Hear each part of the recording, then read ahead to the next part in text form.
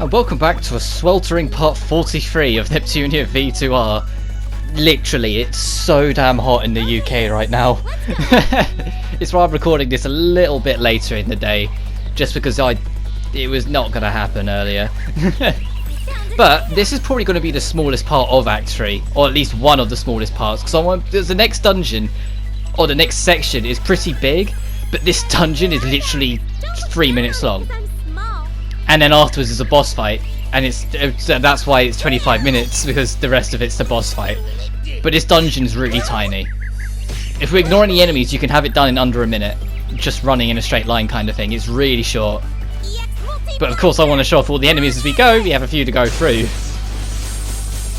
But the giants are running amok now in Hyperdimension, so we need to go and get them. Which means we've got a few more giant fights to make up for not getting any in Act 2. Which, I like it, but at the same time I wish they didn't throw as many as they're gonna put in front of us.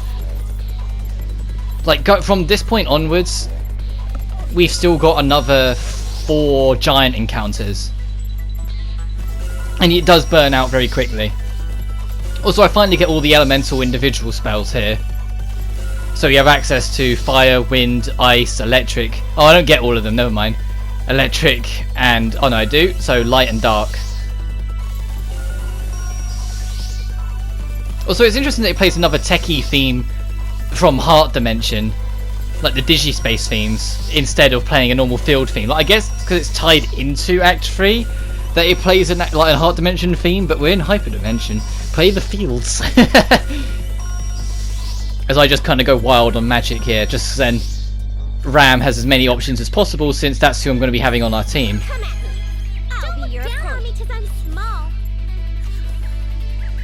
And that's when I realised how this is going to work. It basically, it's I want to say almost like sword magic from the older games. You put it to your equipment, whether it's your sword or your armour. I'll have to double check when it comes up what one it actually puts it to.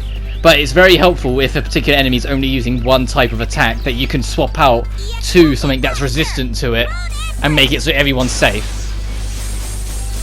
Or if you want to get a bonus out of, let's say like Dulce Vita, because it's a light attack, if you get light on Uni anyway, it will stack up. I know I'm not explaining it very well, but if you've played these kind of games before, any kind of turn-based JRPG, you already kind of know what I'm getting to. I like equipment-based magic, or magic on equipment, as we fight Mega Bulbasaur over here. Not Bulbasaur, Blastoise.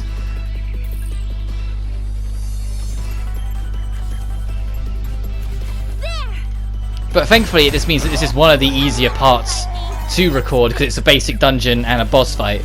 There's no elaborate, well, 2 elaborate story chunks, unlike some of the other parts. The boss fight is a giant fight, so I can at least kind of talk about that instead of just another fight that has way too much health.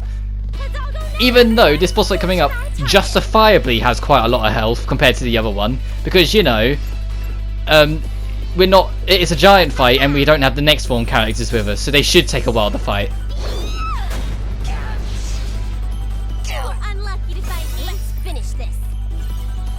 Even if Uni's doing most of the work now, it's still nice to have some time with all the CPU candidates again. I always enjoy playing as the CPU candidates. If it wasn't for the next forms, I'd just prefer playing them in general, but the next forms kind of just push the main team gameplay wise to be more enjoyable. But I think it's just because of how well written Mark II was for the most part that I just enjoyed the candidates, since they were all the protagonists of the second game. I've grown to like them all. Whilst the main cast, until this game, none of them ever really got the same luck, I felt like. Like in the original they developed, but the original's not canon. And in the third game it was in an alternate dimension, so it was only really Neptune that got any groundwork, and even then she didn't develop, because the entire joke of that game was we're going to make Neptune as sassy and cruel as possible for the sake of a joke. Like for the sake of humour, and it just didn't sit well. Whilst in this game it's the first one that's canon in the main series that all the main goddesses get some good amount of time in the spotlight to grow and develop. But now we got an actual cutscene. Well, what is this monster? It's getting closer to here. It's huge. It looks like one of those titans. We'll have to evacuate again. Balls. Why won't it collapse? It isn't working. Idiots, this isn't a spell that crashes servers. Actually, it is a spell of destruction related to some castle somewhere Wait, isn't the internet slang? That's a nice piece of artwork. Is everyone alright? Please calm down. We need everyone to evacuate quickly.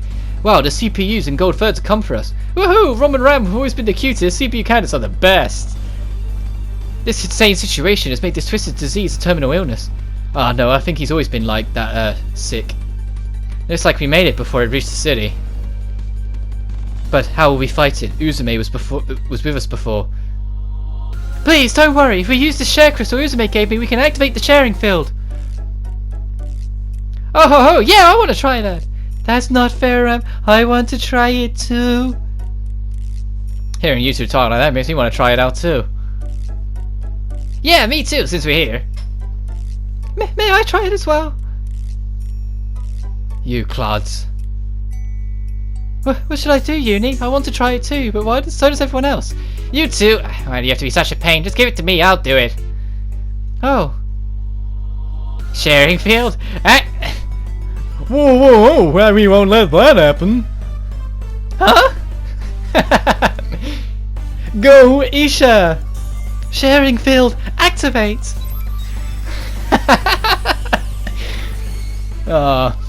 See, you can't not love Esha and Isha. No way! But I wanted to try it. Acting ahead of us is very unfair, Isha.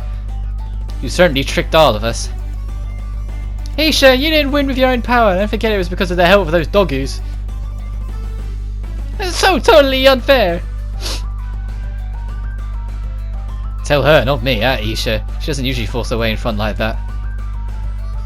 She's got more confident. But I'm the protagonist for this route. This is horrible treatment. There, cheer up, Netgear. I'm sure something good will happen eventually.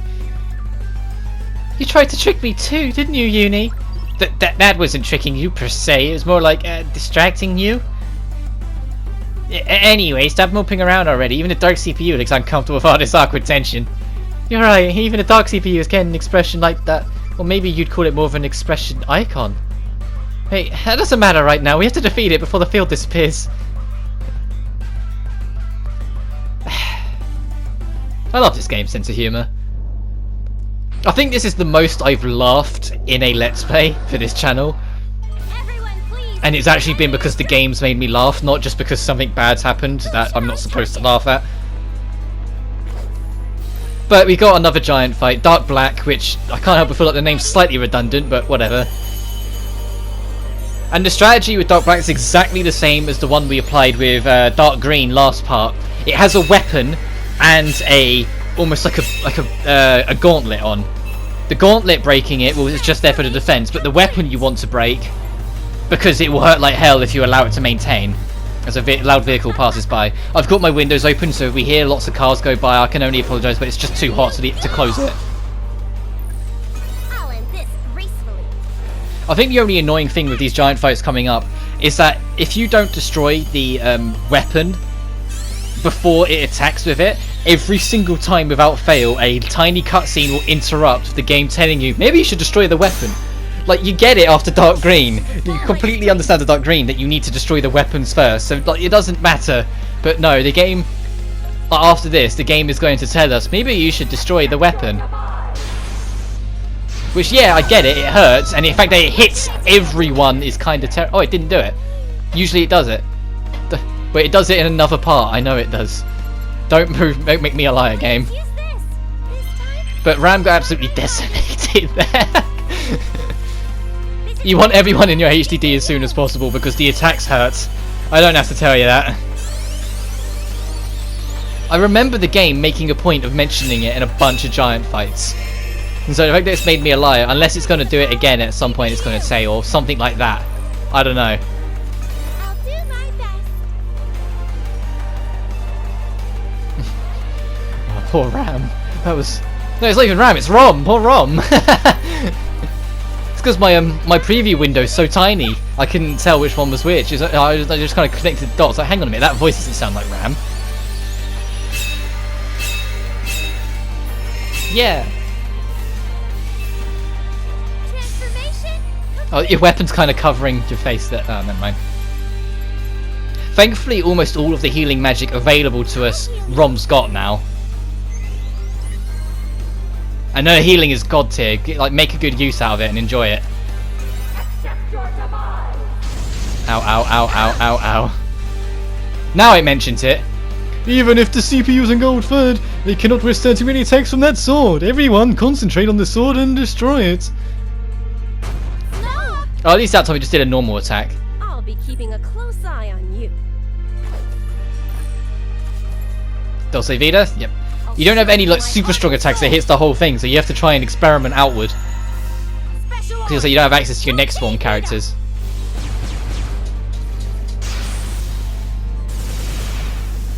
Come on, break something, please. Look at how much health this thing's got. Literally, the rest of the video is fighting this thing. There's a cutscene afterwards, yeah, but it's not that long of a cutscene. Not over yet. It's why I wanted to just make this its own part and just make it be a shorter part. God, that's disgraceful how little damage that did. Look how much health the thing's got. But it's got 3 pieces to break. It's got waist armor instead. It doesn't have a gauntlet like the previous one did. So you can lower its defense 3 times, which I guess is to balance out the fact that the last fight you had the next forms to use. Excuse me, sorry, I just needed to take a sip of my drink. It's getting way too hot.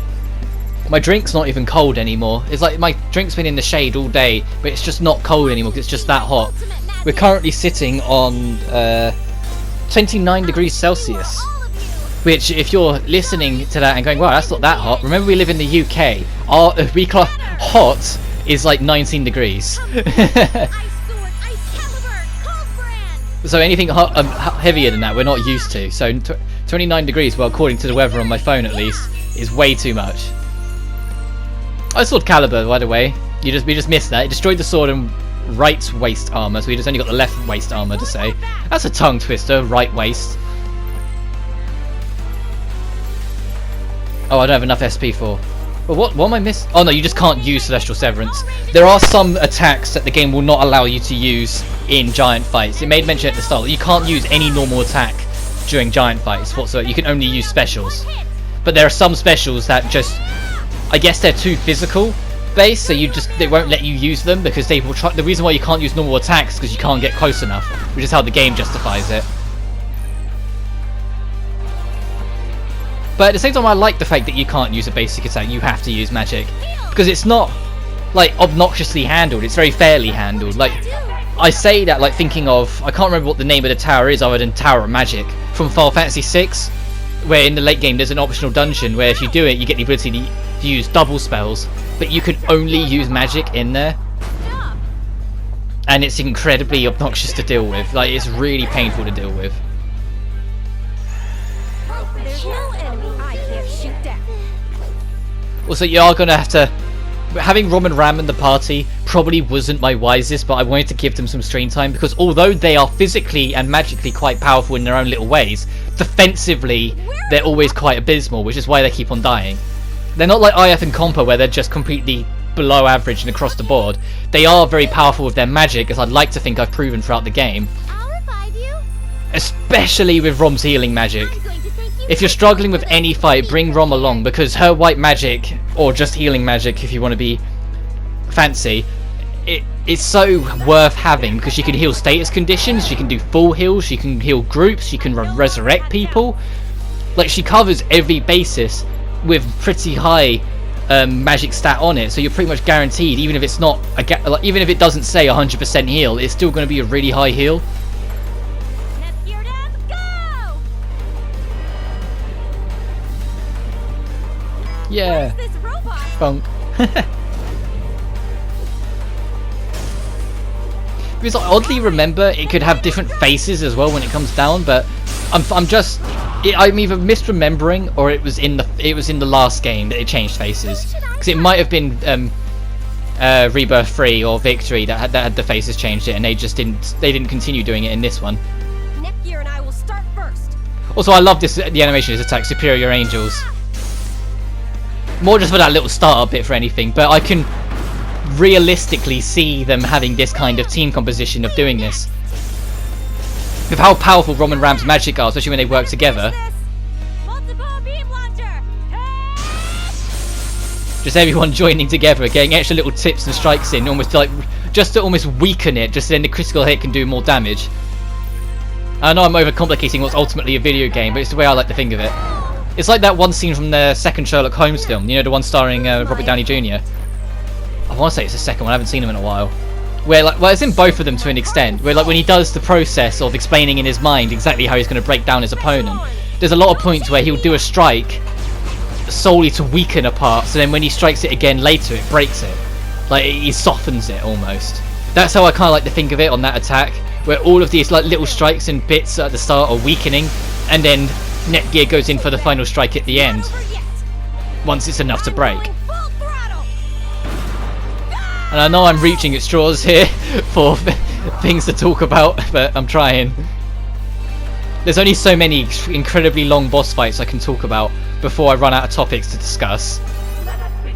But hey, I guess Gamescom's been and gone, and next to nothing other than the release date for the Final Fantasy VIII remaster really interested me. Won't hurt anymore.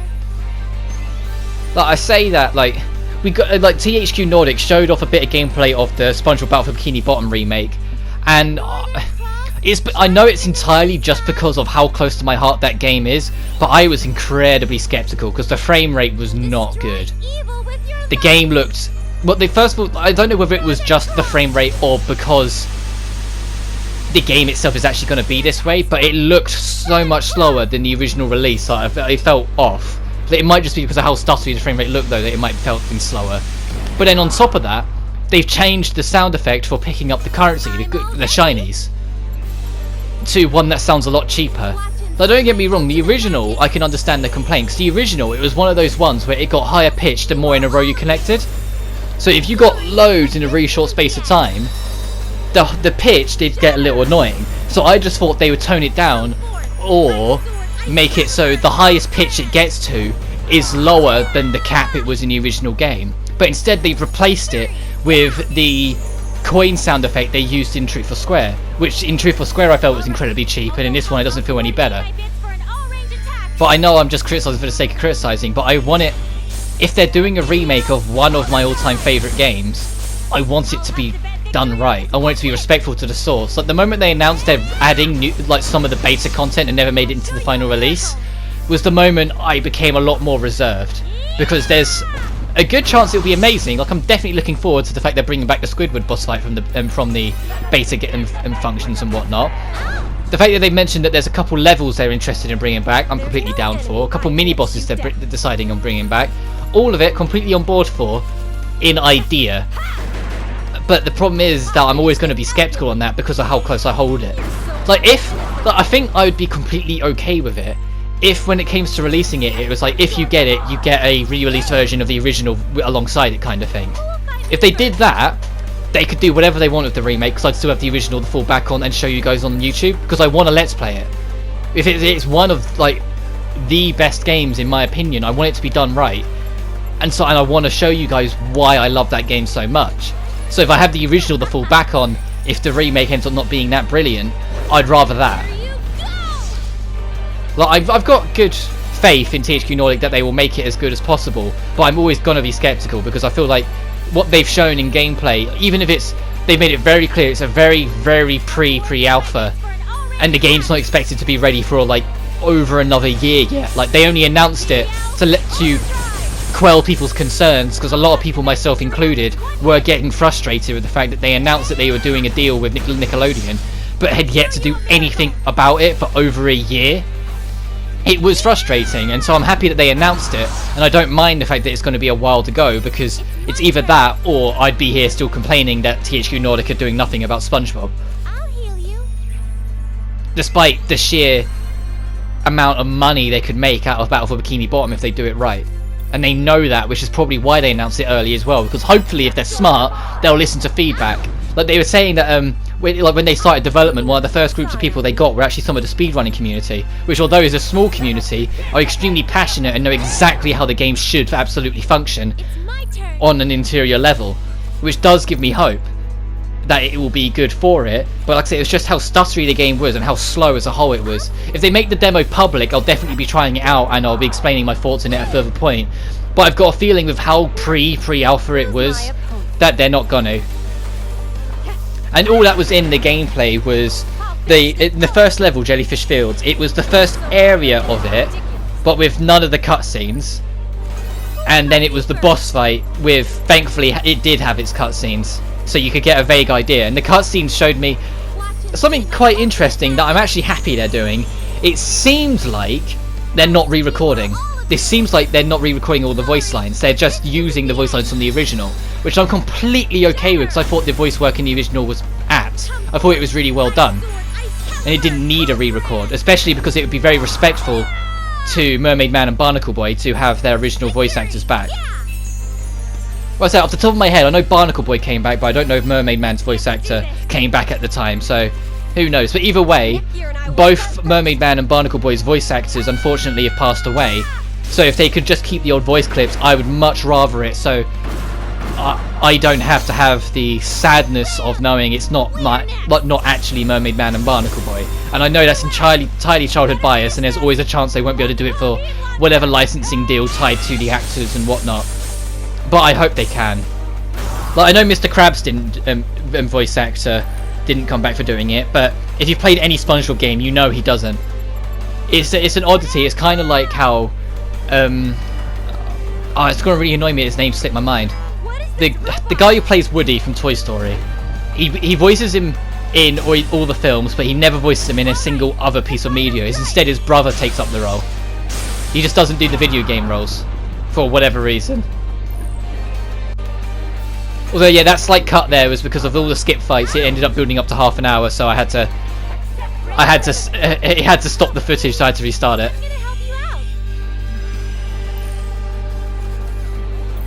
But I'm so looking forward to it, especially because, like, it's going to be a criticism for Jellyfish Fields, but it's not going to be a criticism for other areas and you'll get what I mean in a minute, is that the pre-alpha footage looked way too bright. Like, I understood that they was going to make it a little bit more shell-shaded to make it match the TV art style a bit more, but it looks like they're trying to embrace the modern TV art style, not the classic TV art style. And so I want them to dim it down a little bit. Not too much. I like the shell-shaded aesthetic, but just dim it down a teeny tiny bit for now. But still keep it kind of brighter for Rock Bottom and Kelp Forest. More so Kelp Forest. Like, Rock Bottom, I felt like they had enough of an aesthetic going that you can kind of see where you're going in the original game. But Kelp Forest, good luck. Some of those areas are so dark in the original release that if they could just get the lighting a bit more better down, or stuff it in the Kelp Cave near the end of Kelp Forest, stick some random torches on the wall. It doesn't matter that the cave hasn't been explored for ages. Have some old school wooden torches hanging on the wall like a dungeon crawler and have it be a bit more lit up so you can see where you're going easier. Because God help you trying to find your way around originally. I no longer have doubts. But the game's not going to be out for well over another year yet, so hopefully all these criticisms will get addressed, because I know a lot of people have criticised the stuttery frame rate and how bright the game looks. Like, I'd much rather them, like, dim down the shell shading anyway, because it should, from the few bits I've learned, make it easier to process for a higher frame rate. But they should absolutely be making 60 FPS a focus, because it's a remake of an old game. If you're remaking an old game, rule 1 is make it 60 FPS. Do not, under any circumstance, make it 30, because that feels like it's lazy at that point. It's an old game. I have to try harder. All my hard work is paid Unless off. there's a rule behind it, like say with Kingdom Hearts, where a lot of the mechanics in Kingdom Hearts 1 and 2, more so 2, were directly tied to frame rate, so when they doubled it to 60, suddenly a whole treasure trove of glitches arrived. But that's different. We did it! We defeated the Dark CPU! You no longer live up to the name of Dark CPU! Now that we've defeated it, we should call Histoire! Huh? Histoire? I wonder what's wrong. Maybe she was worried. Hello? Histoire, we just defeated the Dark CPU and we were going to report... It's an emergency, Nepgear! The hiding place of Uzume's console has been discovered! What? So, who spilled the beans? Ephemologist Steamax, but they were bribed with a massive amount of dojins. No, it was either of them. The Basilicum staff had their information stolen from them through their nightmares. Sorry, you two. I mean, you don't really need to apologise. They look cool, but inside there, you know. I will now transfer the coordinates of the hiding place to your end gear, so please hurry to the scene. Next time on Neptunia V2R, we're going to try and get to that console before Karome can get there. But until then, you guys take care now.